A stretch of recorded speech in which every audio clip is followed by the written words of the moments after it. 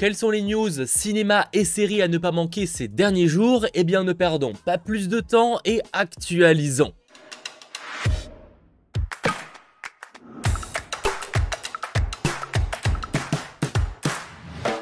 On part mine de rien sur un petit programme mais extrêmement cool avec notamment en termes d'actualité à ne pas manquer, des news par rapport au film Shazam Fury of the Gods, deuxième opus à Shazam daté pour mars prochain dans les salles de cinéma. Et bien si vous attendez un second trailer, bonne nouvelle, ça a été confirmé par le réalisateur lui-même, le second trailer sera dévoilé fin janvier. Et en parlant trailer, pour ceux qui attendent le film The Flash, alors c'est un peu moins nouveau, je crois même que j'en ai déjà parlé sur la chaîne, mais sachez que le premier vrai trailer pour le film sera dévoilé à l'occasion du Super Bowl, en tout cas selon les dernières informations, c'est-à-dire dans la nuit du 12 au 13 février prochain. Donc encore un peu de patience, mais évidemment on en reparlera. Ça c'était les news DC Comics, parlons business. Alors en soi on savait que c'était en préparation, sauf que voilà, ça a été annoncé complètement officiellement. Canal+ est sur le point d'acquérir Orange Studio, mais également OCS, où il faut le préciser, il détenait déjà une partie. Alors quelles seront les conséquences d'avoir Canal+ qui va devenir maintenant propriétaire de OCS? Pour l'instant difficile à dire.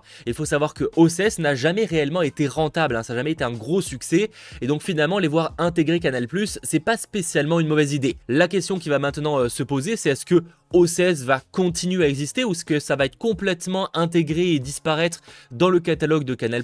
Est-ce que OCS va simplement devenir une chaîne Canal+, comme c'est en partie déjà le cas, mais on pourrait imaginer qu'ils vont par exemple réduire le nombre de chaînes déjà proposées? Eh bien ça, nous verrons dans les prochains mois pour en savoir plus du côté de OCS, mais en plus avec la perte du catalogue dernièrement de HBO, en vrai rachat n'était pas extrêmement surprenant.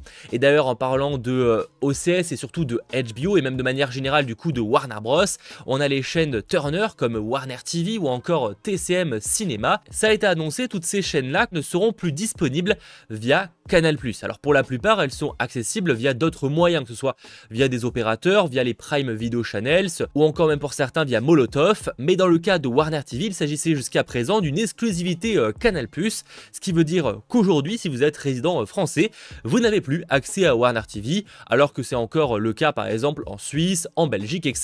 Alors assurez-vous, la chaîne ne s'arrêtera pas totalement, le projet est en fait de la ramener prochainement, j'imagine dans les prochains mois, histoire de faire ça quand même de manière assez rapide. Et on peut supposer que Warner TV va donc être intégré à d'autres opérateurs, débarquer pourquoi pas dans les Prime Video Channels, etc., etc. On change complètement de thématique pour parler d'annulation. Voilà une énième annulation du côté de Netflix, surtout que dans ce cas précis, ça avait été renouvelé pour une seconde saison, sauf que voilà, finalement la série Inside Job, qui parle en gros de complot, etc., et qui honnêtement ça va être incroyable et plutôt intéressante, a été donc annulée après seulement une saison, disponible en 2 parties sur Netflix. Netflix de son côté qui, alors pas grand chose à voir, mais a récupéré les droits d'adaptation du roman et ils meurent tous les deux à la fin. Ce sera une série par le créateur de Bridgerton, avec notamment en producteur exécutif le rappeur Bad Bunny, à qui l'on devra prochainement le film El Muerto du côté de Sony Pictures, mais n'en parlons pas aujourd'hui. Tant qu'on est dans les contrats signés, on a Greg Berlanti, alors peut-être que vous le connaissez parce qu'il est notamment le producteur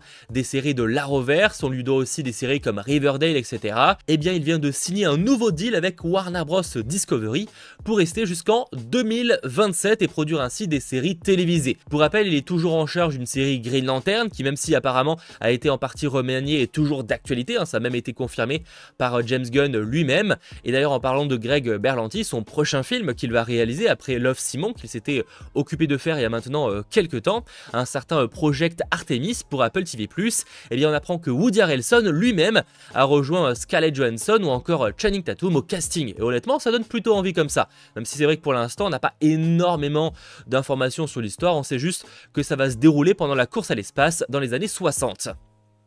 Bon, et dernière actualité business, vous vous êtes peut-être demandé, mais où est le film Borderlands, car pour rappel, Borderlands à la base est un jeu vidéo, un film était en préparation, ça a été tourné maintenant depuis déjà quelques temps, on a vu d'ailleurs cette image, donc ça donnait mine de rien plutôt envie. Et bien visiblement, si ça prend autant de temps, c'est que ça pue un peu en coulisses. En fait, de manière officielle, il a été annoncé que Tim Miller va s'occuper de faire des reshoots à la place en fait du réalisateur du film, Eli Roth. Officiellement, c'est car Eli Roth n'est pas disponible pour s'en occuper, mais certains pensent, et c'est plutôt de la rumeur, donc à prendre avec de giga pincettes, que le film n'a pas assez convaincu et que le réal a été en partie écarté de la production.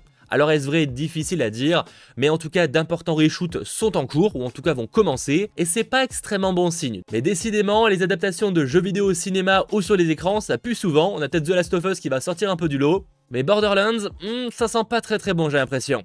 Et en parlant d'adaptation, même si c'est un peu plus compliqué, notez juste qu'une série live-action Donjons et Dragons a été commandée officiellement par Paramount+, et que Rawson Marshall Turber, à qui l'on doit Red Notice et qui prépare à dernière nouvelle 2 nouvelles suites pour Netflix, a écrit et réalisera visiblement le premier épisode sur une commande de 8 au total. Ils ont l'espoir que ça lancera un nouvel univers connecté, sachant important que normalement ça n'a pas de lien avec le film qui sortira en mars, même si techniquement il est produit par les mêmes personnes. Autre annonce de projet, on a Sony qui prépare une série sur le film Tigre et Dragon. Voilà, c'est un film avec Michelle Yeoh qui était sorti à l'époque et qui apparemment serait également en préparation. On a une suite au film d'horreur Megan qui est sorti depuis maintenant quelques semaines en France sur un robot poupée qui va en gros déraper. Et bien en fait, il fait un plutôt bon démarrage, notamment aux États-Unis où il est sorti tout récemment. Et selon Deadline, par conséquent, il y a déjà des plans pour une suite. Alors c'est pas encore officiel, c'est pas certain ou quoi, mais ils envisagent de faire une suite au film Megan. Alors je sais pas si la fin tisse quelque chose, n'hésitez pas en commentaire à me le dire, je l'ai pas encore vu. Mais anecdote, il faut savoir qu'à l'origine, le film devait être bien plus sanglant et gore, mais qu'ils ont préféré un peu plus l'aseptiser ou en tout cas moins montrer les choses, histoire de le rendre un peu plus grand public. Tout ça pour dire qu'il n'est pas impossible qu'un jour on ait justement accès à cette version non censurée. Et pour réellement terminer en parlant de gore, quoique, alors que la série principale s'est terminée en 2022, Fear the Walking Dead, vous êtes peut-être certains à vous demander qu'en est-il de son avenir. Eh bien ça a été confirmé, elle se terminera avec sa 8e saison, donc voilà, le premier spin-off de The Walking Dead, Fear the Walking Dead, aura eu le droit à 8 saisons, qui sera là d'ailleurs découpé en 2 parties de 6 épisodes, dont le premier run, on va dire, de 6 épisodes commencera le 14 mai prochain aux États-Unis, et on aura les 6 derniers épisodes plus tard dans l'année 2023. Et en termes d'annonces également prévues pour 2023, ça a été confirmé.